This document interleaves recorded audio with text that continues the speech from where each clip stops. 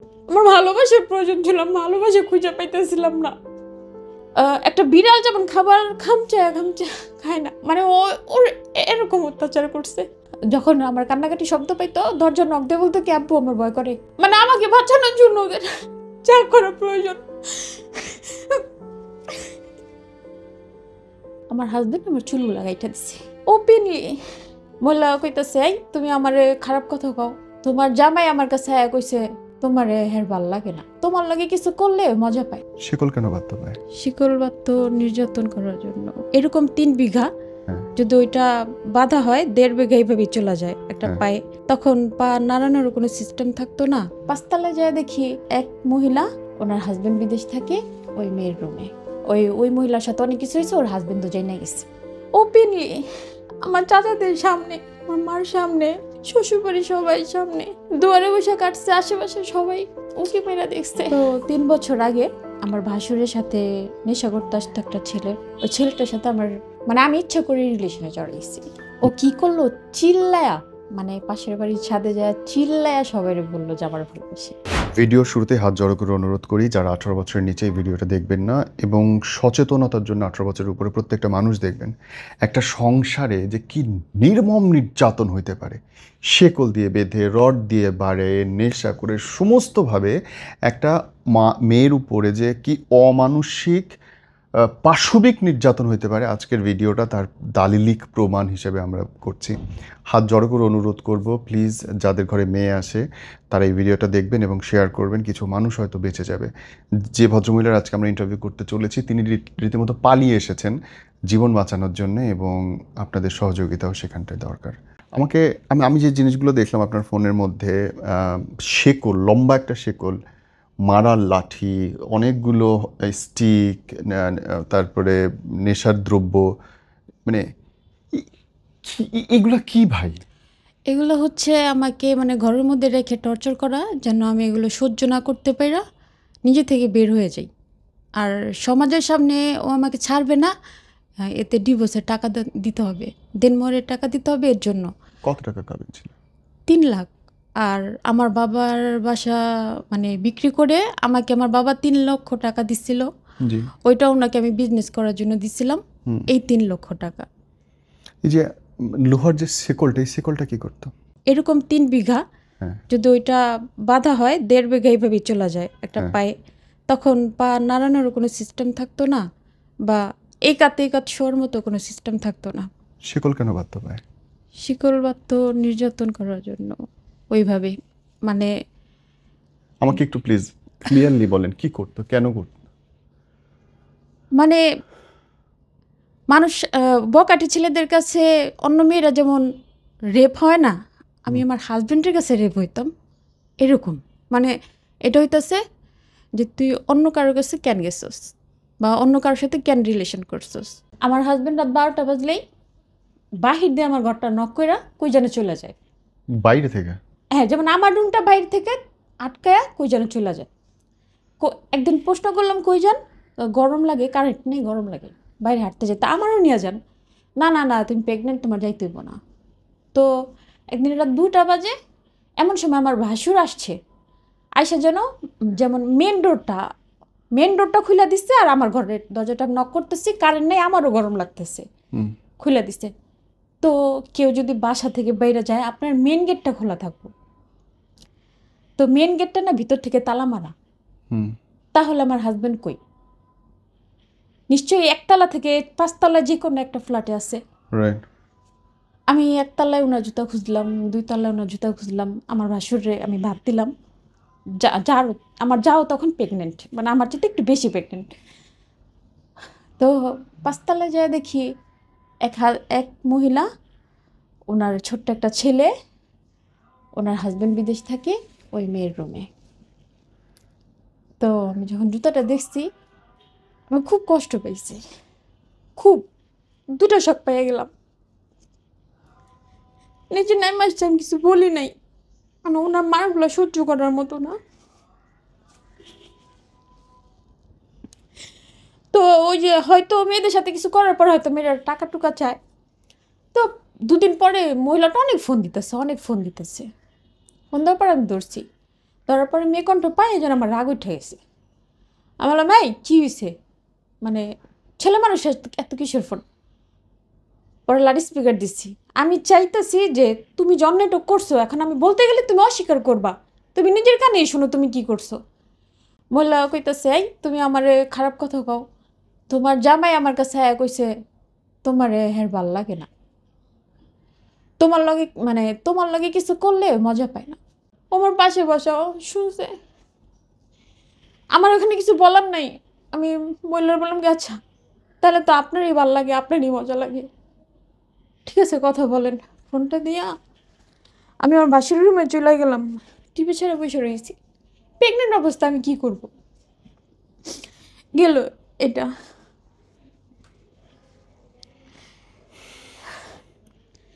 অনেক বছর পরে, মানে অনেক মাস পরে আমার মেয়েটা হইলো। মেয়েটা হওয়ার পরে আমি সেকেন্ড বেবি কনসেপ্ট করি। কনসেপ্ট করার পরে আমার চাচা মানে যারা আগের বাচ্চাটা কই? ওই দাদার কাছেই, মানে দাদা দাদির কাছে। দিয়ে দিছেন? হ্যাঁ এই ঘরে দুটো বাচ্চা এসে হ্যাঁ গেল? হ্যাঁ জি। এসে গেল।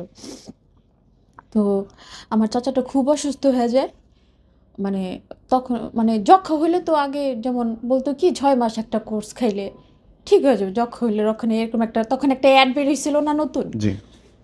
তো আমরা জানতাম না যে যক্ষা হয়েছে, হঠাৎ করে ওনার নাক মুখে ব্লিডিং হওয়াতে হুম। হসপিটালে ভর্তি করছে। এখন আমার চাচার কথা কোনটা, আমি যদি মারা যাই তাহলে হয়তো আমার মানে মেয়ের জামাইয়ের হাতে মেয়েটা তুলে দিয়ে যাবো, বাবা ওর তো কেউ নাই, তুমি হইতেছে ওটা দেখে শুনে রাখো। তো আমি বিকেলে খবর পেয়ে গেছি, আমি বললাম যে আপনি যাবেন না, যাও আমি আইতেছি দোকান বন্ধ করে। এই যে ভাইয়া মানে ফোন দিতেছি বিকেল থেকে, ফোন দিতে দিতে এখানে আমার চাচার অবস্থা মানে আমার বাবার অবস্থা এত খারাপ হয়ে গেছে, ওনার ব্লাড দেওয়া লাগতেছে, মানে অক্সিজেন লাগায় রাখছে, মানে এমন অবস্থা। এখানে আমি প্রেগনেন্টও, আবার আমার মেয়েটা আমার খুলেও। তো আল্লাহ আল্লাহ করে ফজর আজানটা দিছে। আমার মতলব কোনটা যে আমার চাচি যেহেতু এখানে আছে, সবাই আছে, খালাও আছে, আমি নাস্তা নিয়ে আসি, যেহেতু 30 টাকার ভাড়া আহামরি না। নাস্তা নিয়ে আসছি, আইসা দেখি ঘরের পরিবেশ অন্যরকম, হুম।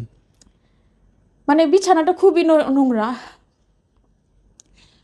মানে কিছু একটা হয়েছে বিছানার উপরে? হ্যাঁ অনেক কিছু হয়েছে, বিছানাটা নোংরা। এখানে একটু সিগারেটের, ও স্মোক করে না, এখানে একটু সিগারেটের যে খোসা, তারপরে মদের একটা বোতল, তারপরে মানে ঘরটা একবারেই অগুছানো, মানে উনি ভাবতে পারেন না যে আমি ভোরবেলা চলে আসবো। আসার পরে আমি বললাম কি হয়েছে এখানে, তুমি তো বাসায় আসছিলে না, মানে অমুকে আমাদের ঘরে ঘুমাইছে। আচ্ছা ঠিক আছে। আসলাম পরে উনি আমার সাথে করলো ফিজিক্যালি, আচ্ছা ঠিক আছে করতেই পারে হাজব্যান্ড। আমি যখন গোসল করতে গেছি দেখলাম একটা কানের দুল আমার বাথরুমে। তা আমি বললাম কি কানের দুল কার, বলে অমুকের গার্লফ্রেন্ডের, আমরা কালকে হলুদে গেছিলাম তো, ও হইতাছে ওর গার্লফ্রেন্ডের কানের দুলটা স্মৃতি হিসাবে নিয়ে আসছে। আচ্ছা আনতেই পারে। তো খাটের চাদরটা মানে তখন আমি খেয়াল করি নাই, যখন পুরো ফর্সা হয়ে গেছে মানে পুরো সূর্যের আলো উঠে, তখন একেবারে চাদরটা স্পষ্ট যে নোংরা বোঝা যাইতেছে জায়গায় জায়গায়। তো চাদরটা দেখা ঝগড়া হইলো, মারামারি হইলো, অনেক কিছু হয়ে গেছে। আমার চাচির এর মধ্যে ফোন দেওয়া হয়ে গেছে, আমার চাচি আসছে আমার খালারে আমার আব্বুর পাশে রাইখা। দেখেন আমি কিন্তু এখানে নাস্তা নিতে আসছি ওনাদের জন্য। আমার চাচি আইসা ওই লোকের কথা শুনে ওই লোকটা কোরআন ধরে বলতেছে এরকম কিছুই হয় নাই, কোরআনে হাত দিছে। কোরআনে হাত দেওয়ার পর আমার চাচির মাথা গেছে নষ্ট হয়, কোরআনে হাত দিয়ে কি কেউ মিথ্যা কথা বলে? আমার চাচিও আমার মারলো। আচ্ছা ঠিক আছে মাইনা নিন না কিছু হয় নেই, চাদর এমনিই নষ্ট হয়েছে, আচ্ছা বাদ দিলাম। আচ্ছা মনে করছে যে মুখের লালাই পড়ছে, চাদর নষ্ট হয়ে গেছে, চাদরটা পাল্টা চেঞ্জ করতে গেছে, আমার চাচি চলে গেছে, আমার চাচির উনি আগায় দিয়ে দোকান খুলবে। খাটের ওই একটুখানি একটু ফাঁকা থাকে না, ফাঁকার মধ্যে আরেকটা কানের দুল, ওটা ভাঙ্গা। তখন কেমন মানে কি অনুভূতি হয় যে একটা নয়তো স্মৃতি হিসাবে নিয়ে আসছে, এটা ভাঙ্গা কেন? তা আমি কিছু বললাম না, রান্না টান্না চড়াইছি। পাশে ফ্ল্যাট থেকে এক ভাবি আসছে, এসে বলতেছে ভাবি ভোরবেলা আপনি কই গেছেন? আমি কই গেলাম আবার, বাইরে দেখলাম আপনার আগায় দিয়ে আসলো। আগায় দিয়ে আসলো কই আমি তো একাই আসলাম, আমি তো কালকে গেছি, আমার আব্বুর শরীর ভালো না। মানে একটা থাকে না যে দুঃখটা প্রকাশ করে। ও আমি তো বাইরে দেখলাম যে একটা মেয়েরে আগায় দিয়ে আসলো ওই চিবি, উল্টো চিবি দিয়ে। তো আমি বললাম আচ্ছা ঠিক আছে। আহ, মানে আমার মনটা না মানে উথাল পাথাল হয়ে গেছে যে কার আজ্ঞা দিয়ে আসছে, কার আজ্ঞা দিয়ে আসছে। তা আমি বললাম কার আজ্ঞা দিয়ে আসছেন। আহ, মানে প্রথমে এতটা মানে মানে না করতেছে না করতেছে, পরে বলে কি ওই মহিলার তো ওই মহিলার হাজবেন্ড বিদেশ থাকতো, দুটো ছোট ছোট বাচ্চা, মহিলাটা পর্দা করে এবং 5 ওয়াক্ত নামাজও পড়ে। বলে কি ওনার তো হাজবেন্ড নাই, উনি ঘরে একজন পরপুরি ঢুকাইছে, আমি আর একজন ধরছি, দইরা ওই ছেলের মাইরা ঘর থেকে বের করে দিছি, ছাদ থেকে। এই কথাটা তো মহিলা শুনছে। ভাই এই কথাটা মহিলা শোনার পরে মহিলাটা জায়নামাজ বিছায় যে কান্না করছে আর অভিশাপ দিছে, মানে এটা বলার কোনো ভাষা নাই। ওই মহিলার কান্না দেখে আমার কান্না পেয়ে গেছে। মহিলাটা কান্নার জন্য কথা বলতে পারতেছে না, মোনাজাতে আল্লাহর কাছে কিছু বলতে পারতেছে না। একটা সতী মহিলার উপরে যদি এরকম দোষ চাপানো হয়, মানে খুবই আমিও কষ্ট পাইছি মহিলার দেখে। হইলো এরকম করে অনেক কিছু হয়েছে, মারামারি, যাই হোক। আমিও পরে নামাজ পড়ে কোরআনটা বুকে নিয়ে বললাম কি আল্লাহ, কেউ যদি আমারে ঠকায় তুমি তারে ঠকায়ও, আমি তার জীবনে কিছু পাইনি। এই কাণ্ডের মধ্যে বোন আপনার স্লিপ করাটা কেমন করে? স্লিপ করাটাই যে এখন বলতেছি। তো দোকান উনি বিক্রি করে দিছে, আমার ছেলেটা হয়ে গেছে, এখন আমরা শ্বশুরবাড়িতে চলে গেছি। শ্বশুরবাড়িতে ওই যে আগের ওয়াইফ, এই ঘরে জানলা খুললে ওর আগের ওয়াইফের ঘরটা পাশের রুমে। মার বাসায় থাকে, শ্বশুরবাড়িতে থাকে না, হাজবেন্ড বিদেশ থাকে বলে মার বাসায় থাকে। তো ছেলেটা হওয়ার পরে আমি তো বললাম আমার ছেলেটার 12 বছর, 11 বছরের বেশি আর কি, 12 হয়নি। এই 11টা বছর আমি ওর আগের বউরে আর ওরে সহ্য করতেছি। একটা বিয়ে করছিল, হাজবেন্ড অনেক দূরে থাকে, বউ অনেক দূর থাকে, ওইটা এক সাবজেক্ট। আমি প্রতিনিয়ত গলিতে তোমাদের দুজন একসাথে দেখতেছি, আমি বাজারে যেতেছি ওই মহিলারে দেখতেছি, মাঝে মধ্যে সিসি ক্যামেরায় দেখতেছি তোমরা গলিতে একই সাথে। একটা ছোট্ট একটা গল্লি, একজন দাঁড়ালে আরেকজনের শরীরে টাচ লাগে, আমি এটাও দেখতেছি। আবার তোমরা কথা বলতেছো, আমার দেখলে চুপ হয়ে যাও। মানে এই শখগুলো না মানে আমি অনেকটা সহ্য করছি।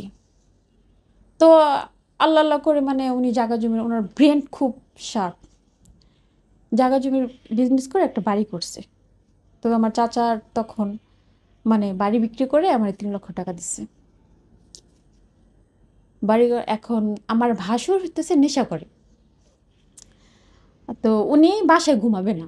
আমি বললাম কি হয়েছে বাসায় ঘুমাবেন না? আরে না, ওরে দেখো না পুলিশ ধরতে আসে, প্রতিবার আমার ছাড়াইতে হয়, এই টাকাগুলো এমনি নষ্ট হইতেছে, আমি ওই বাসায় ঘুমাই, সকালে আসুন। এমন করতে করতে 1 বছর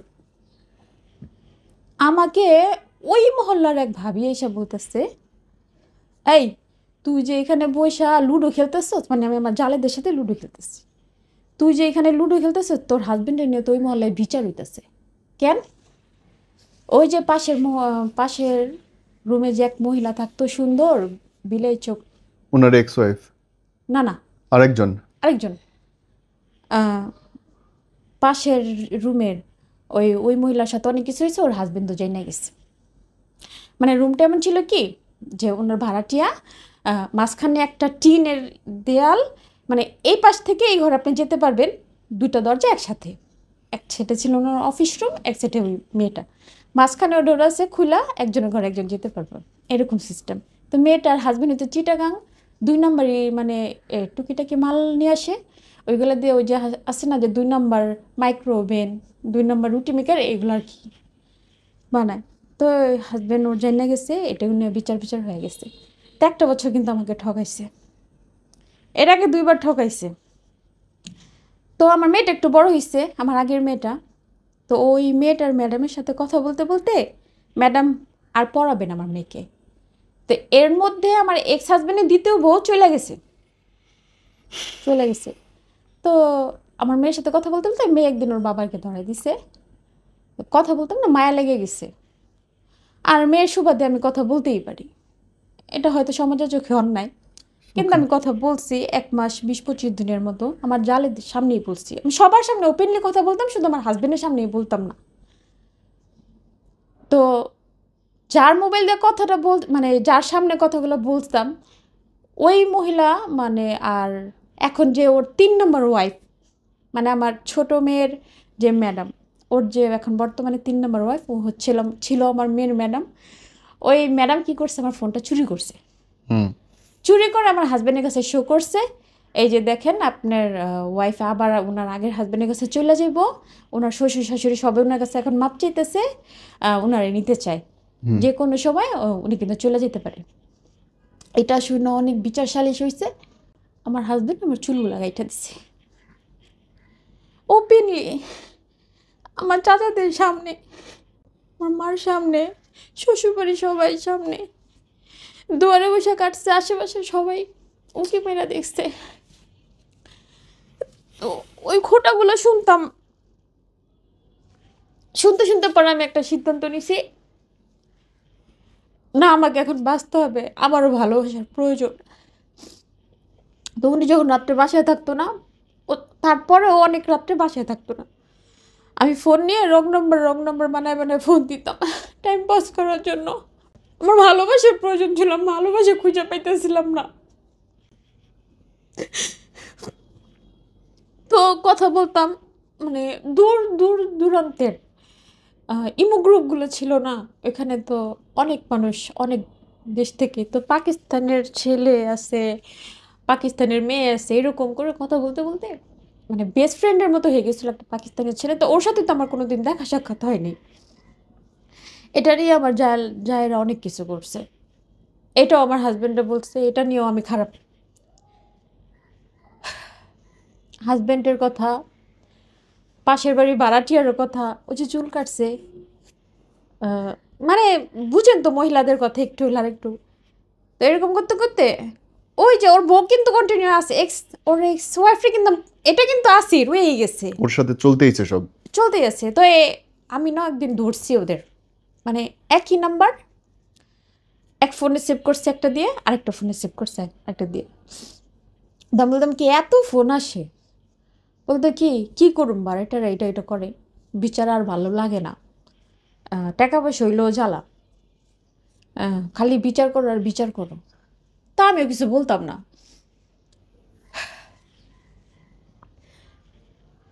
ধরার পরে হয়েছে, এখন দেখি না ওদের কথাবার্তা কন্টিনিউ চলে, ওদের হাসি, বা আমি যতই পিছনে থাকি আমার সামনের লোকটারে তো আমি দেখতেছি মুস্কি হাসি দিল না কি দিল, Right. বা আমার দেখলে মাথা নিচু করলে কি, ওনাদের চোখের চাহনিটা তো অন্যরকম, আমি তো আর একেবারেই ছোট না।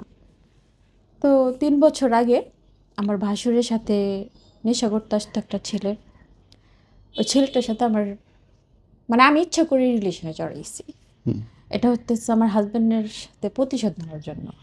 মানে আমি জিদ করে, ওই যে একটা কথায় বলে না, ছেলেরা জিদ করলে বাদশা হয় আর মেয়েরা জিদ করলে খারাপ হয়, মানে আমি ওইটাই হয়ে গেছি। তো ছেলেটার সাথে রিলেশন করার পরে ছেলেটা ভাই এত ভালোবাসা দিছে, এত ভালোবাসা দিছে, আমি আমার চাচার ভালোবাসাগুলো ভুলে গেছি। 30 বছরের, মানে তখন তোমার বয়স ছিল 27, মানে ওই মুহূর্তে 27 বছরের যত দুঃখ ছিল আমি সব ভুলে গেছি। একটা নেশাখোরও যে এত পরিমাণ ভালোবাসতে পারে, শুধু আমাকে না, আমার ছেলে মেয়েকেও। তো এখন আমি না যাইতে পারতেছি না, আমি ওর কাছে যাইতে পারতেছি না কেন, আমার আগের একটা মেয়ে, ও আমারে পাইতেছে না, আবার এই মেয়েটা, ও আমাকে পাবে না। আমি কষ্ট করছি আমার মার জন্য, এই মেয়েটাও কষ্ট করব। ওই মেয়েটাকে পালার জন্য ওর ফুপু আছে, দাদা আছে, দাদি আছে, এখানে তো কেউ নাই, আমার এই দুটাকে কে দেখবে।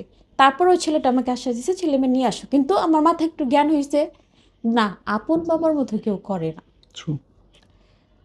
তো যতই আমি ছড়তে চাই ছেলেটা সরতে দেয় না, যতই সরতে চাই আরেকজনকে জানাই দেয়, যতই সরতে চাই ওরে জানাই দেয়, মানে মানে জানুক, যাই না আমার হাজবেন্ড আমাকে ছাইরা দেখ, তাহলে ও পাবে আপনাকে। আমাকে পাবে।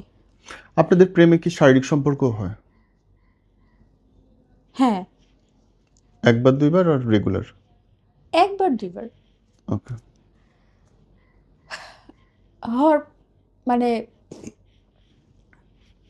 মানে ওর কথা হইতেছে আমি এখানে ডাইনে বাইরে বলি, এটা সরাসরি তোর হাজবেন্ডের কানে যাবে। তাহলে আমি তোর বিয়ে করতে পারবো। হ্যাঁ, এখন টর্চারটা আরও বেড়ে গেছে আমার, মানে আমার হাজবেন্ডের কথা এমন খারাপ নিয়ে আমি খাইতে পারুম না, এইটা ওইটা। তো একদিন ঝগড়া হয়েছে ওর সাথে, এই যাওয়া যাওয়া নিয়ে একটা ঝগড়া হয়েছে। তা আমি হুট করে বলছি কে, তুই নেশা না ছাড়লে আমি যাবো না, হুম। তুই নেশা ছাড়, সত্যি আমি চলে যাবো। একটা কথা বলছে, আসলে যারা নেশা করে তাদের তো মাথা সবসময় ঠিক থাকে না বা এক থাকে না। ও কি করলো, চিল্লায়া, মানে পাশের বাড়ির ছাদে যায় চিল্লায়া সবাই বললো যে আমার ভালোবাসে, মানে যতদূর মানে গলার সাউন্ডটা যায়। আর পুরো সিনেমার মতো সিনেমার মতো ছাদে দাঁড়ায় দাঁড়ায় ছাদে চিল্লাচ্ছে। দাঁড়ায় চিল্লায়া, কি বলে চিল্লাচ্ছিল? যে আমার হাজবেন্ডের নাম নিয়ে বলতেছে যে আহ, এই যে আপনার বউ আমার সাথে এটা করছে ওইটা করছে এটা করছে। তো এটা বলাতে আমরা 10 মাস আগে মানে পালাই গেলাম, আমার হাজবেন্ড আমার নিয়ে পালাই গেল। আমি আবার একটু মিথ্যার আশ্রয় নিলাম, না না আমার এত একটা দোষ নাই, ওরই সব দোষ। মানে আমি তো ভুলটা বুঝতে পারি না, সরে আসতে চাইতেছিলাম, কিন্তু ও তো আমার সরতে দিতেছিল না। বুঝতে পারছি। আমি আর সরাসরি নাও করতে পারতেছি না, কেন নেশাখোরদের কোনো মানে ভরসা নেই। হ্যাঁ জানি ও আমার পাগলের মতো ভালোবাসে। মানে 10 মাস যখনই মানে যতদিন কথা না বলতাম, ও এর কাছে আমার কাছে বদনাম, মানে আমার সাথে কি করছে, কোথায় ঘুরতে গেছে, আমার কবে কি খাওয়াইছে, আমার কি দিছে, মানে এগুলো মানুষের কাছে বইলা বইলা বেড়াইতো। মানে আমি যদি ওইখানে লুকায় থাকতাম, ওর প্ল্যানটা এটা ছিল যে তুমি আমার সাথে কথা বলবা না, আমি এইখানে এগুলো বলুম, ওরা তোমার হাজবেন্ডে বলবো, তোমার হাজবেন্ড তোমার মারবো, তুমি রাগ করে আমার ফোন দিবা। বুঝতে পারছি। ওর প্ল্যানটা ছিল এটা। সেম এটাই হইতো। এটা হইতে 3 মাস আগে আমরা যেখানে লুকাইছিলাম ওইখান থেকে এখানে চলে আসি, মানে কি আমি। আপনি আর আপনার জামাই লুকায় ছিলেন? হ্যাঁ, কেন? এই যে ওর জন্য, মানে ও আমাকে নিয়েই যাবে, উঠায় হইলেও নিয়ে যাবে। আপনার জামাই আপনাকে নিয়ে লুকালো কেন? সে তো আপনাকে ভালোবাসে না। সে তো ভালোবাসে না, ওই যে আমি একটু মিথ্যার আশ্রয় নিছি যে আমার কোনো দোষ সো নেই। জামাই পটে গেছে তখন। হ্যাঁ, উঠে গেছিল, বা ওনার মান সম্মান। তাহলে এই শেকল কোত্থেকে আসলো? বলতেছি এখানে এখনই হয়ে যাবে। এই লাস্ট 3 মাসের গল্প? হ্যাঁ, লাস্ট 3 মাসের গল্প এটা। তো আমাদের মধ্যে কথা সাক্ষাৎ নাই সেই ডিসেম্বর মাস থেকে। ডিসেম্বর মাসে ওই সিনটা করছে ছাদে দাঁড়ায়া। তো 2 মাস আগে উম, ও বলতেছে আমি তোর অনেক দিন হয়েছে দেখি না, আমি তোরে দেখবো। তো আমি যেখানে আবার মানে রুমটা নিচ্ছে ও না যাই না ফেলাইছে যে আমি এইখানে আসি, আসতো কাশি দিত। এখন যে যার সাথে রিলেশন করে ওর কাশি শুনলেও বুঝে, একটা সিগন্যাল থাকে না অনেকের। ট্রু। তো আমার হাজবেন্ড কি করছে, ওই ঘরটা মানে তালা মাইরা তারপর ঘুমাইছে। তো আমি কোনো ওর কাশি আমি 2-3 দিন যাবতই শুনতে পারতাছি। এখন আমার কথা কোনটা, তোমার যদি ধরতে পারে আমার হাজবেন্ড তোমার মাইরা ফেলাইব, ও তো অন্যরকম মানুষ। আহ, আমি গেটটা খুলছি, খোলার পরে আমার নিয়ত ছিল আমি ছাদের সিঁড়ি কোটায় যায় ওরে বলুম যে দেখো ভাই আমার ভুল হয়ে গেছে, আমি তোমার জীবনটা নষ্ট করছি, তুমি হইতেছে আমার আশাটা ছাইরা দাও। তো আমি গেটটা খোলার সাথে সাথে ও গেটের সামনে চলে আসছে, মানে ছাদ থেকে, মানে লম্বা মানুষ তো, মানে দাপ দাপ করে নিচে চলে আসছে। আমি ওর পায়ে ধরতে গেছি যে ভাই আমার ভুল হয়ে গেছে, আমি বুঝতে পারি নাই, তুমি আমার ছেলেমেয়ের মুখের দিকে তাকায় আমার মাফ করে দাও। আমি ওর পায়ে ধরতে গেছি, ও আমার মাথাটা সরাতে যায়, যেমন ঘরের এক পা ঘরে দিয়ে দিছে। এর মধ্যে আমার হাজব্যান্ড মানে জায়গা গেছে। তো আমার হাজব্যান্ডের জাগতে দেখা ও ওই এক পাই রিটার্ট নিয়ে নিচে নেমে গেছে। আমার হাজব্যান্ড ভাবছে আমি ঘরে ওর সাথে কিছু করছি, ঘর থেকে বেরিয়েছে। হ্যাঁ, এটা আমার অন্যায় হয়েছে, আমার গেটটা খোলা উচিত হয় না, কিন্তু আমি তো ভবিষ্যতে যেন এর না চেয়ে হয় বড় আর। দুর্ঘটনা না হয় আমি বুঝাইতে চাইছি, কিন্তু ভালো করতে যা আমি খারাপ করে ফেলাইছি।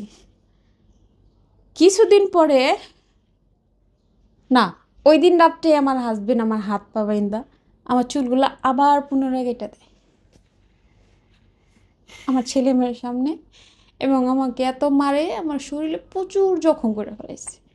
আপনাকে ভিডিওতে সব শেষে যে লাঠিটা দেখাইলাম, ওয়ার্ডরোব থেকে যেটা বার করছি খাতার নিচ থেকে, ওইটা দিয়ে মারছে ওই দিন, শিকল দিয়ে বান্ধা রাখছে। আমি বললাম দেখেন আমার একটা লাস্ট সুযোগ দেন, উপরে আল্লাহ, নিচে আপনি আমার, যেহেতু আমার বাবা মা ভাই বোন কেউ নাই, আপনি আমার লাস্ট একটা সুযোগ দেন, আর একটু ভালোবাসা দেন, আমি আর কখনো এরকম করবো না। তো ছেলে মেয়েও কান্নাকাটি করতেছে, আপু ছাইরা দাও, এটা করো ওইটা করো। ছাইরা দিছে, কিন্তু দিলে কি হবে? 2-3 দিন পরে আমি কি করছি, যখন ও ছাইরা দিচ্ছে আল্লাহর কাছে মাপটা চা ফোনটা ভাঙা ফেলাইছি, যে আমি আর কথাই বললাম না, তুই যা মন চায় তা কর। যেহেতু এখন আমার হাজব্যান্ড যাই নিয়ে গেছে, আর লোকটা যেহেতু আমার মাফ করছে, আস্তে আস্তে ভালোবাসা দিয়ে ওনার মনটা আমি গলাইতে পারবো। 2 দিন পরে নিচে এসে আবারও বলতেছে, এই তোর ফোন বন্ধ কেন, ফোন দে, আমার ফোন দে। এখন ওর কথা কোনটা, তোমার যে আমি ওই দিন রাত্রে রাইখা আসলাম, তুমি যে তোমার হাজবেন্ডের কাছে ধরা খাইলা, তোমার কি হইলো? ওর জায়গায় ও ঠিক আছে, যে তোমার কোনো সমস্যা হয়েছে, তুমি কেন টোটালি যোগাযোগ বন্ধ করে দিছো? হুম। আমার হাজবেন্ড ওর পিছনে ছিল, ও দেখে নাই, ও যে নিচে থেকে মানে চিল্লাইতেছে। চিল্লাচ্ছে। আপনি কি কথা বলতেছেন তখন? না না, আমি সরে গেছি, আমি ইশারা দিতেছি যে ওইখানে ও আসছে, তুমি চলে যাও, না ও কার কথা শুনবো না, হয়তো নেশা করে আসছে, ওর মাথা ঠিক ছিল না। আমার হাজবেন্ড পিছন থেকে এসে ওর মাথাটা ফাটাই দিছে, ওই যে খেলার কি বলে স্টাম্প না কি যেন, ওইটা দিয়ে ওর মাথাটা ফাটাই দিছে, 7টা শিলি হয়েছে। ও ওই মুহূর্তেই একটা দা নিয়ে আসছে, মানে আমার হাজবেন্ডে মারবো না আমার মারবো সেটা আমি জানি না, আপনার সাথে সাথে থানায় গেছি। আমার হাজবেন্ড আমার একটু ভয় পেয়েছে, মাথা ফাটাইছে, তো ও কিছু করার আগে আমরা একটা মামলা টামলা কিছু করি। আমরা থানায় অনেক গালাগালি দিতেছে ফোন দিয়া, তখন পুলিশ ফোন ধরছে, আমার হাজবেন্ড ধরাই দিছে।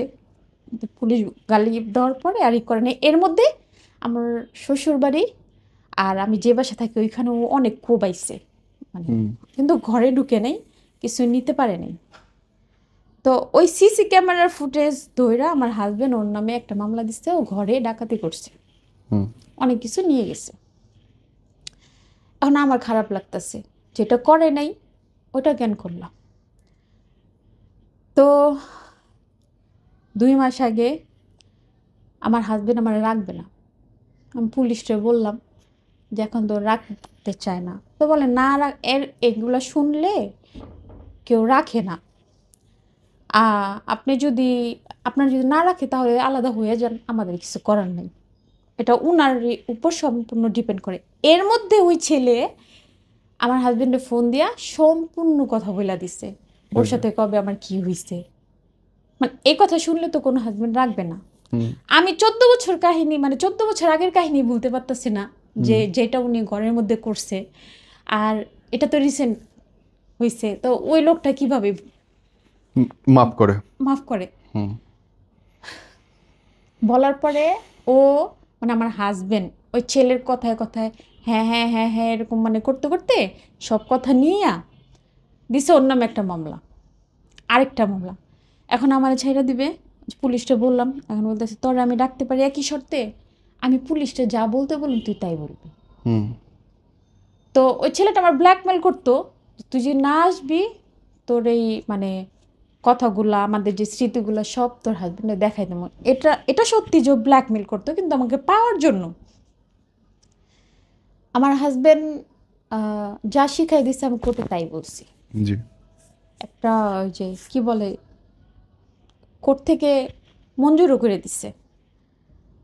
এখন আমার হাজবেন্ড আমার সাথে পোল্টি, এর মধ্যে আমি প্রেগনেন্টও হয়ে গেছি তৃতীয়বার। আমার হাজবেন্ড ইচ্ছে করে করছে এটা, মানে যখন কোর্টে যাবে তার আগে এটা করছে, কিন্তু যখন করছে তখন আমার খুব অত্যাচার করছে, যেমন ধর্ষণ করে কেউ কাউরে জোর জবরদস্তি, মানে ওরা জিত তুই এটা ওই ছেলেরে দিছস, এরকম করছস, কেমন করছিলি যখন ও তোর কাছে ছিল, তুই কেমন করছস, ও যখন তোর টাচ করছে কেমন করছস, মানে একটা বিড়াল যেমন খাবার খামচা খামচা খায় না, মানে ও ওর এরকম অত্যাচার করছে। তো প্রেগনেন্ট হয়েছি, আমার একটু শারীরিক সমস্যা আছে, প্রেগনেন্ট হলে মেয়েদের তো সব কিছুই মানে সব সমস্যাগুলোই বাইরে যায়। তো আমি বলতেছি দেখো আমি প্রেগনেন্ট হয়ে গেছি, আমি খাইতে পারতেছি না, আমার এই সমস্যা ওই সমস্যা, যা তোর ওই লাঙ্গের কাছে যা, যা তোর বাপের কাছে যা। আমি মানে আমি বলি যে আমি বাপ কই পাবো, যা আমি কিছু করুম না, আর ভালো লাগলে থাক নয়তো যা। এই যে শুরু হইলো 2 মাস যাবৎ, ভালো লাগলে থাক, যান, যা যায় আমাদের মুক্তি দে। তোর জায়গায় আমি থাকলে ফাঁসি দিয়ে মরে যেতাম, তুই এক বাপে জন্ম নিলে যায় দেখাই দে। তো আমি বললাম কি, পুলিশের সামনে নাটক করলেন কেন? পুলিশের সামনে নাটক করলেন কেন? তুই কি মনে করছিস পুলিশের সামনে ছেড়ে তোর আমি টাকা দিব? তোরা তুই এমনি যাবি? তা আমি বলছি কি, যদি আমার যাওয়ার হইতো আমি অনেক আগেই যেতাম। বলে যাবি না কেন? আমি বলছি আমি বাচ্চা দুটোর জন্য যাইতে পারবো না। তো বাচ্চা দুটো নিয়েই যা। তো এই যে এই কথাগুলো বাচ্চারা শুনছে না, বাচ্চারা খুব কষ্ট পাইছে যে তাহলে কি আব্বুরা আমাদের জন্য মায়া নাই? টর্চার ভাইয়া, টর্চার। চামিচটা হাত থেকে পড়ে গেলে সম্পূর্ণ কাহিনী উঠাই দিব যেগুলো হয়েছে। তরকারিতে লবণ বেশি হলে সম্পূর্ণ কহানি, মানে কথায় কথায় মাইর, কথায় কথায় এটা ঘর ফ্ল্যাটটা খুলবে, খুললা মানে এমনভাবে আসে না যে চোর ধরে মানুষ, মোবাইল নিয়ে দৌড় দিতেছে, আমি একটা চোর ধরলাম এমন করে ধরে, এমন করে ধাক্কা মারে গেটের সামনে। সিঁড়ি থেকেই পড়ি না কি, এটা কোনো দেখার বিষয় না। তো শেষমেশ যখন 1.5 মাস হয়ে গেছে বেবিটা মানে কনসেপ্ট করছি, এখন বলতেছে আমি কিন্তু আর পারতেছি না, আমি খাইতেও পারতেছি না, আমার মানে রোগ 3টা অটোমেটিকলি বেড়ে যেতেছে, বলে আল্লাহর বিচার করছে। তা বলতেছি কি, আচ্ছা আমার মানে ফোর্স করতেছে বাচ্চা নষ্ট কর। তা আমি বললাম আপনি জানেন আমার ব্লাড পয়েন্ট কম, তাহলে ইচ্ছা করে ওই দিন কেন এই কাজটা করলেন? ডাইরেক্ট বলতেছে আমার না, ডাইরেক্ট বলতেছে আমার না। তার পেটের বাচ্চা। হ্যাঁ।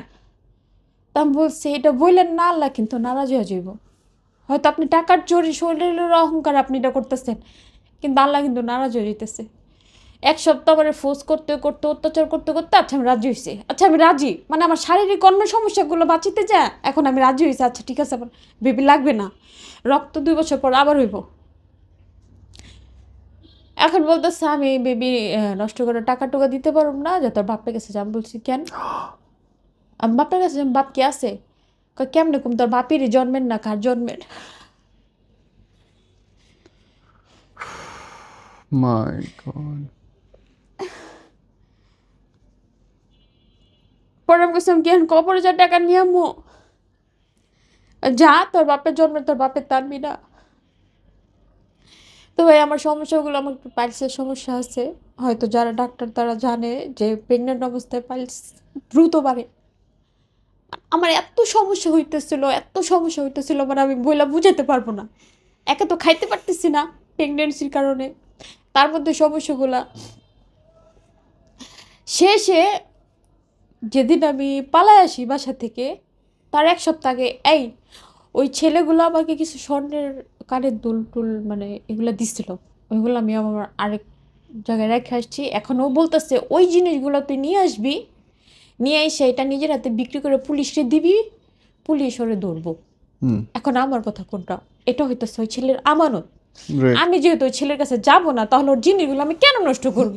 ফেরত দিয়ে দেবো, যখন চাইবে ফেরত দিতে তোমার বাধ্য। ধরাইতে মনে চায়, তুমি আমারে রাখছো, তুমি তোমার টাকা দিয়ে ধরাও। রাইট। এখন আমার লাস্ট একটা সুযোগ দিছে বৃহস্পতিবার, আমি বলছি না, শুক্রবার একটা অকেশন ছিল, বলছে এটা শেষ হলে আমি শনিবার যা নিয়ে আসুন। মানে অত্যাচার অত্যাচার অত্যাচার। শুক্রবার দিন, হ্যাঁ শনিবার দিন লাস্ট টাইম চাইছি আমি। তো আমরা প্ল্যান করতেছি 20-25 মানে 20-21 দিন আগের থেকে, আমরা মানে? এই যে পালাবো। আমরা মানে? আমি, আমার ছেলে মেয়ে। আচ্ছা ওকে। আমার ছেলে মেয়ে ওইখানে আমাকে রাখবে না। আর যখন আমার ছেলে মেয়ে শুধু বাহানা করতো গরম লাগে, এসি ছাড়ো, আমরা একসাথে ঘুমাই, মানে এটা হইতেছে আমাকে প্রোটেক্ট করার জন্য। ওরা দুইজন ছোট মানুষ, মানে বুদ্ধিতে ওদের যা হইতো তাই করতো। আর যেদিন ওর বাবা ধমক টমক দিয়ে ঘর থেকে বের করে দিত, ওই দিন মানে গেটের সামনে কান পেতে থাকতো। যখন আমার কান্নাকাটি শব্দ পাইতো দরজা নক দিয়ে বলতো কি আব্বু আমার ভয় করে, মানে আমাকে বাঁচানোর জন্য ওদের যা করা প্রয়োজন।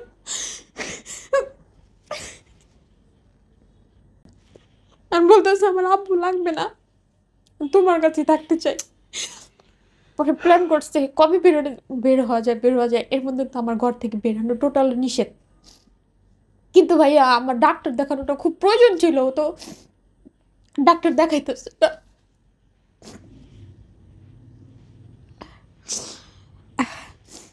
পরে একটা অকেশনের কথা বইলা প্ল্যান করে আমরা বের হয়ে গেছি। ও এক জায়গায় কিছু টাকা পাইতো, আমি না জানাই ওইখানে গেছি। যাওয়ার পর বলছে টাকাটা দিবেন, মানে ওই মহিলাকে বাসায় পাইনি। তো ওইখান থেকে আমি আরেক জায়গায় চলে গেছি, কিন্তু উনি আইডিয়া করে ওইখানে গেছে যে আমাদের খুঁজছে। ওই মহল্লা হয়তো খুঁজতেছে, আমরা জানি না। আমরা তো এখন আরেক জায়গায় থাকি, ওইখানে খুঁজে লাভ কি? আমার ছেলে মেয়ে বলতেছে মরি বাঁচি তোমার সাথেই থাকবো। আমার ছোট ছেলেটা বলতেছে আম্মু আমি হাফিজ হই, এখন তো আমার 2 পাড়া হাফিজ আমি হইছি, হাফিজটা হই, পড়ালেখার পাশাপাশি আমি ছোটখাটো একটা জব করে তারপরে তোমার বড় একটা ডাক্তার দেখাবো। আপনার কি বাচ্চা রয়ে গেছে না? না, আমি 3 দিন আগে অ্যাবর্শন করেছি। খুবই অসুস্থ, মানে বাচ্চাদের নিয়ে আমি খুবই দৌড়াদৌড়ি করতেছি। আপনি বললেন যে আপনার এবার আমাকে অত্যাচারের গল্পটা বলেন। কিভাবে কি করতো? কেন শেকল, কেন লাঠি, কেন পেন্সিল এসব? মানুষ মানুষের কাছেও যা বলতো কি, শুধু কান্না করতো। এখন আমি যদি কান্না করি, আপনি তো আমার বলবেন যে থাকাই সাপড়ো বা মায়া লাগবে। ও যার কাছে না তার কাছে যা কান্না করে বলবো কি এইটা ওইটা আমার বউ, এইটা ওইটা। তো ছেলেরা মানে ওই লোকেরা বলতো কি ছাইরা দাও ভাই, তোমার টাকা আছে পয়সা আছে, এই বউ ছাইরা দাও, বউ খারাপ, বউ খারাপ। আর ওই ছেলেটা যে কাজটা করছে মাথায় বাড়ি খায়া, 3 রাস্তার মোড়ে দাঁড়ায়া ওপেনলি, মানে আমার সাথে কি করছে, আমার সাথে কতদিন রিলেশন ছিল, কি হয়েছে না হয়েছে, যেটা হয়েছে ওইটাও বলছে, যেটা না হয়েছে ওইটাও বলছে, যেন আমারে ছেড়ে দেয়। এখন ওই ছেলের কথা কোনটা, এত বড় ঝামেলার পরে হয়তো আমি চলে যেতেছি, কিন্তু তোমার উপর যে টর্চারটা হবে ওটা তো আমি আটকাতে পারব না। তো আমি এমন কিছু করে যাই যাতে তোমার ছেড়ে দেয়, তুমি দূরে থাকো, ভালো থাকো। হুম। আমি ওর কথাগুলো বুঝি। জি। এখন সপ্তাহখানিক আগে ছেলেটা নাকি ঘন ঘন ও দেখে, আমার হাজবেন্ড ওই ছেলেটাকে দেখে, এতে আমার কি দোষ? হুম। আমি 2টা মাস মুখ বন্ধ করে সব সহ্য করে নিছি ভাই। আমার হাজবেন্ড বলে কি এটা হইতেছে ওর নাটক। টিকটকে দেওস না, যারা পরক্রিয়া করে তারা কৌশল বদলায়, আমি হুম। নাকি কৌশল বদলাই। আমি ভালো হই নাই, আমার কাছে এখনো ফোন আছে, আমি ওই ছেলের সাথে কথা বলি। অথচ ছেলেটার সাথে কথা বলি না বিদেই কিন্তু ছেলেটা আজকে এই সমস্যাগুলো করতেছে, এইটা ওনার মাথায় কাজ করে না। হুম।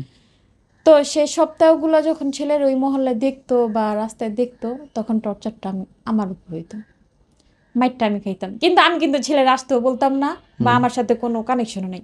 ছেলেটা কেন আসতো? ওই যে কিছু গোল্ডের জিনিস দিছে ওইগুলো নেওয়ার জন্য আসতো, আর উনা আমার হাজবেন্ডের সাথে কথা বলার জন্য আসতো। হুম। কিন্তু আমার হাজবেন্ড ভাবতো আমার জন্য আসে। হুম। তো ওই শেষের 1 সপ্তাহ অনেক টর্চারিং হয়েছি। 19 থেকে 20 হইলেই বাচ্চাদের সামনে ছিগল, আমার মেয়েটা এভাবে পা ধরে রাখে, আহ, আব্বু বাদ দাও না, হয়েছে তো বাদ দাও না, আরে চুপ, ওই বহুত খারাপ, এটা কয়া শিকল দিয়ে বাইন্দা রাখবো। যখন আমার বাচ্চারা পাশের রুমে চলে আসতো, আর ওর একটা থেটকি ছিল, সকালে বাচ্চারা মাদ্রাসা যাইবো না তোরে তখন দুরুম খালি করে। আমার মেয়েটা কত চালাক, বলে আব্বু আমার শরীর ভালো না, আমি মাদ্রাসা যাইতে পারতেছি না। কতটুকু চালাক, মানে এই বয়সে কতটুকু ব্রেন খাটাইছে যে এটা বললে তো আমার যাইতে দেবো না। শুধুই পেট ব্যথা ধরে এমনি কান্না করতো আমার মেয়েটা, যে পেট ব্যথার কথা বললে সত্যি সত্যি আব্বু বিশ্বাস করবে। তো টর্চারটা এভাবে করতো, ভাই ছিগল দিত যাতে মারলে আমি না সরতে পারি, অত্যাচার করলে আমি যেন না সরতে পারি। আমি তো বললাম যে বিড়ালের সামনে একটা খাবার দিলে তো খামচায় খায় না, মানে উনি আমার সাথে এরকম। একটা কথা কি ভাইয়া, ফিজিক্যালি শারীরিক সম্পর্ক যদি নাও থাকে, একটা মেয়ে ওই সংসারে টিকা যায় যদি হাজব্যান্ডের ভালোবাসা থাকে। যে সংসারে ফিজিক্যালি বা শারীরিক সুখের জায়গায়, সম্পর্কের জায়গায় যদি শারীরিক অত্যাচার হয়, আর ওইখানে যদি হাজব্যান্ডের ভালোবাসা না থাকে, ওই রকম কোটি টাকার ভাইয়া আমার দরকার নেই। এমনকি শারীরিক সম্পর্কের জন্য অত্যাচার করতো, করার জন্য। এটা হচ্ছে আমাকে শিক্ষা দিত, আমি কেন অন্যজনের কাছে গেছি। এটা হচ্ছে আমার শিক্ষা দিত, আমার জিজ্ঞেস করতো আমি কেমন করতাম, ওই ছেলের সাথে ইন্টিমেট হওয়ার পর আমি কেমন করতাম। আমি এটা দিচ্ছি, আমার শরীরের এই অংশটা দিচ্ছি, মানে ওইখানে একটা মাইট, কেমনে বুঝাবো আমি, মানে বুঝাইতে পারতেছি না। মানে শরীরের কোন অংশটা দিছি, মানে কোথায় কোথায় আবার টাচ করছে, ওইখানেই মানে ওর অত্যাচার বুঝা বলতে পারতেছি না ভাই। আমি আমার 2টা বেবি সিজার, যাদের সিজার হয় তারা হয়তো সবভাবে শারীরিক সম্পর্ক করতে পারে না, মানে উনি জোর জবরদস্তি, মানে ওনার যেভাবে ইচ্ছা ওইভাবেই করবো। আমি ব্যথা পেতেছি, আমি কান্না করতেছি, ওটা না দেখার বিষয় না। দেখা যাইতেছে আমার যেদিন আমার পাইলসের, মানে পাইলসের সমস্যা, আমার যেদিন আমার ব্লাড বেরোইতো ওই দিন খুব কষ্ট হইতো, খুব কষ্ট হইতো। দেখা যাইতেছে উনি সেক্স করার টাইমে চাদু নষ্ট হয়ে গেছে ব্লাড দিয়ে, কিন্তু ওনার মায়া লাগতো না। আমি নাটক করি, এর মধ্যে প্রেগনেন্ট, সারাদিন না খাওয়া থাকি, কোনোদিন বমিও হয়, শরীর ক্লান্ত জানোয়ার থাকে। নাকি? আমি এখন ওর ঘর থেকে বেরোইছি, যদি ও ছেলে মেয়ে নিয়ে যাক, নিয়ে যাক, আমি যতটুকু পারবো ছেলে মেয়ে যেন আমাকে দোষ না দিতে পারে যে তুমি চেষ্টা করো নাই। আমি ভাই আপ্রাণ চেষ্টা করতেছি, আমি একটা জবের জন্য অনেক কষ্ট করতেছি, ওদের আমি মানুষ বানাবো। আর মেয়েটা যখন বিয়ের বয়স হবে ওর বাবার কাছে পাঠাই দিব। ছেলেটা একটু বড় হওয়ার পর যদি আমার কাছে থাকে থাকবে, না থাকলে আমার কোনো দোষ নেই। কিন্তু আমাকে যদি এখন মানে পৃথিবীর সব বিচারক এসে বলে তুমি তোমার হাজবেন্ডের কাছে থাকো, আমি থাকবো না। আর আমাকে আমাকে এখন কে ভালো বললো কে খারাপ বললো এটা আমার দেখার বিষয় নয়। যে আমি যখন ঘরে অত্যাচারিত হয়েছি কেউ তো আমাকে বাঁচাইতে আসো নাই, যখন মারছি কেউ বাঁচাইতে আসো না, না খাওয়াই রাখছি তখন কেউ খাওয়াইতে আসো নাই, আমি কানলে চোখের পানি মুছতে আসো নাই। যে যা ইচ্ছা সে তা বলতে পারো, আমার এখন কিছু আর যায় আসে না। আমি আমার বাচ্চা দুটো কীভাবে মানুষ করব, আমি এখন সেই চিন্তায় আছি। আমি সবার কাছে দোয়া চাই, সবাই আমার জন্য দোয়া করবেন, আমি যেন 2টা বাচ্চাকে আল্লাহর পথে পড়ানোর ব্যবস্থা করতে পারি, এইটাই। আর যেন সৎ থাকতে পারি। আমি আমি ওই ছেলের কাছেও যাবো না, আমি আমার হাজবেন্ডের কাছেও যাবো না, আমি এখন একাই থাকবো, বোন, এটাই। আপনি যদি আপনার চাকরির জন্য কেউ আগায় আসে, আপনি পড়ালেখা করেছিলেন কোন পর্যন্ত? পড়ালেখা করছিলাম তখন তো 13 বছর বয়সে ক্লাস 7 পর্যন্ত লেখাপড়া কম্পিউটার করছিলাম। চালাতে পারেন? শিখাই দিতে পারবো, মানে আমি ফোন ইংলিশে রিসিভ, একটু ভালো। ইংরেজিতে ভালো আপনি? হ্যাঁ, আচ্ছা, ফোন অঙ্কের রিসিভ কাজ। করা, রিসিপশনিস্ট কাজ এসব পারবেন তাই না? হ্যাঁ পারবো। ওকে, আমরা স্ক্রলে ইমেল আইডি দিয়ে দিব, যদি কেউ এই বোনের চাকরির জন্যে ঢাকায় চাকরির জন্য কেউ ব্যবস্থা করতে পারেন। হয়তো বাচ্চা দুইটাকে একজন হাফিজিতে 2 পারা পড়েছে, আর মেয়েটার হয়তো দেখভাল করতে পারবে। আমি অনুরোধই করবো যদি কেউ পারেন। বোন, আমরা শেষ করতে চাই, শেষে যদি বলেন যে আপনার জীবন থেকে শিক্ষা নিয়ে আসে, কি বলেন তো বোন? শিক্ষণীয় একটা বিষয়, মানে আমি একটা কথাই বলি, যেখানে তোমার সুখ নাই, যেখানে তোমার মান সম্মান নাই, যেখানে তোমাকে মানে তোমার প্রাপ্য মর্যাদাটা দেওয়া হইতেছে না, বোন ওই সংসারে তোমার না থাকাটাই বেটার।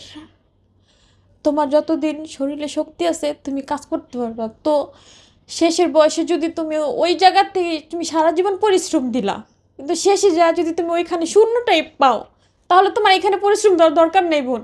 একদম। তোমার যখন শক্তি আছে তুমি চলে যাও, এই পরিশ্রমটা অন্যখানে দাও, True. শেষে তোমার ভালো কাটবে। আমার এই একটাই কথা। It is it. আর শেষে এই কথাটা আবারও বলি যে শারীরিক সুখ দরকার নাই যদি স্বামীর ভালোবাসা থাকে, কিন্তু স্বামীর ভালোবাসা নাই ওই সংসারে শারীরিক নির্যাতন হয়, ওই সংসার আমি ত্যাগ করছি, এইটাই। না থাকাই বেটার।